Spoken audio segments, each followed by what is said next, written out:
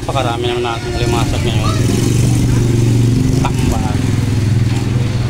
Tapos, may hipon tayo. Ganda yung hipon natin, tuwai. Ayan, dilis. Gandang dilis. Saka, balsa, galunggong na malalaki. Ayan. Ito haluan, namumula. Halo-halo. Isdang bato. Ang sasarap nito. Basta maalam ka lang magluto sa sangkap na Ricardo, napakasarap. Tilapia, alimasag, ginagdadaye.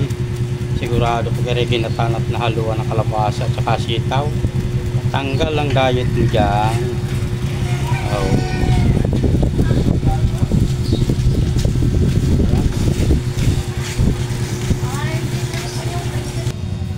Ayan, pag may isda, kailangan mayroon tayong bigas. Yan. Yan. Daily na lang guys. Napakarami. Mili lang. Mili mga guys. Yan. Mga boss. Sasarap niyan. Pagluto niyo yung asawa niyo. Nako.